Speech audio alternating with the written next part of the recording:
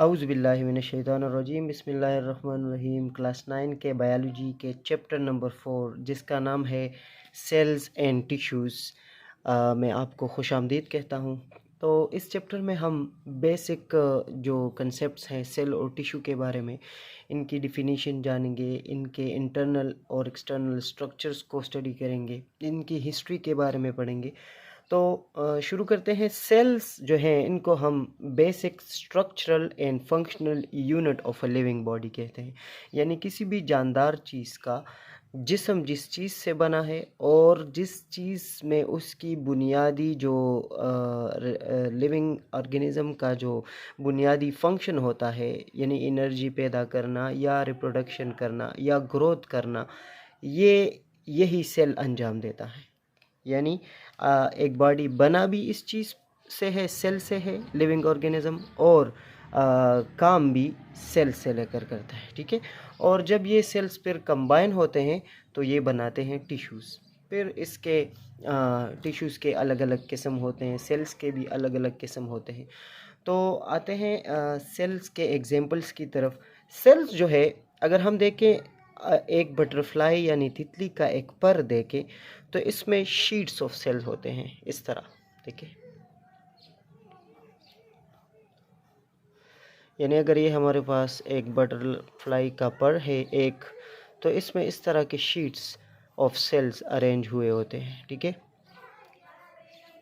यानी एक पर बहुत सारे सेल्स से जो अरेंज हुए होते हैं उससे बना होता है। ठीक है।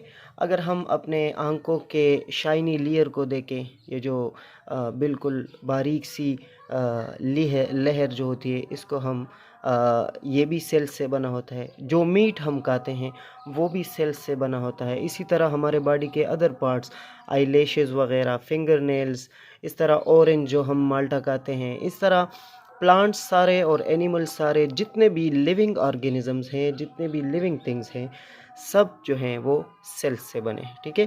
तो इस चैप्टर में हम सेल्स और सेल्स की इंटरनल स्ट्रक्चर के बारे में पढ़ेंगे और फिर इन सेल्स से टिश्यूज़ किस तरह बनते हैं वो सारे पढ़ेंगे। ठीक है।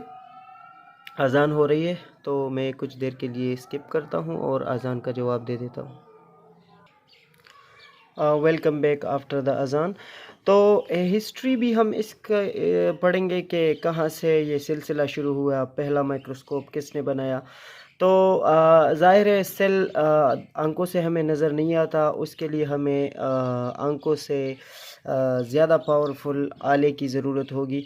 तो माइक्रोस्कोपी जो है असल में किस चीज़ की स्टडी है। The use of microscope is called microscopy. ठीक है जी।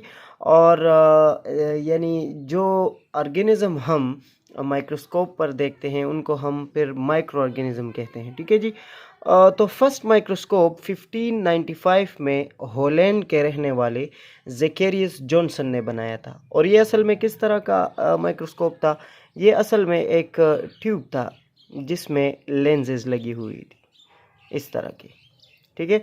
तो जब यहाँ ऑब्जेक्ट पड़ा रहता था और जब लाइट आती और इसके साथ टकराती तो ये लेंसेज हमें यहाँ ऑब्जर्वेशन पॉइंट हुआ करता था, यानी आइज़। तो ये हमारे आंखों को वो चीज़ बड़ा करके दिखाता था। और कितना बड़ा?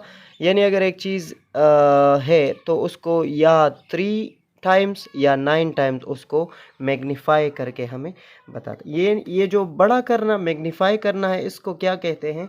इसके लिए हम टर्म्स इस्तेमाल करते हैं माइक्रोस्कोपी में।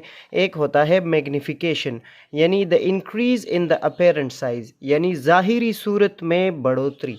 अगर एक चीज़ इतना है और माइक्रोस्कोप हमें इतना दिखा रहा है तो ये मैग्नीफाई हुआ, ये चीज़ यहाँ से यहाँ तक मैग्नीफाई हो गया। ठीक है जी, लेंसेज की मदद से। और दूसरा होता है हमारे साथ रेजोल्यूशन या रिजॉल्विंग पावर।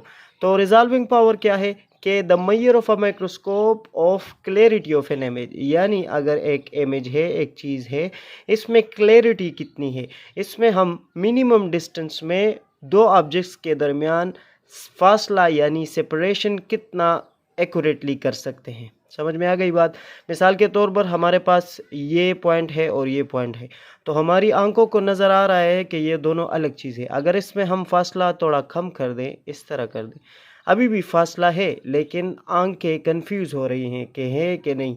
और अगर फिर इससे भी स्मॉलर ऑब्जेक्ट्स, यानी अगर हम जाएं 0.01 मिलीमीटर तक, तो 0.01 मिलीमीटर तक हमारी आंखें जो हैं वो सेपरेशन यानी उसकी रिजॉल्विंग पावर ये है कि अगर कोई चीज़ दूसरी चीज़ के साथ 0.01 मिलीमीटर तक करीब है, तब भी हमारी आंखें उसमें सेपरेशन कर सकती है कि ये दो अलग चीज़ें हैं।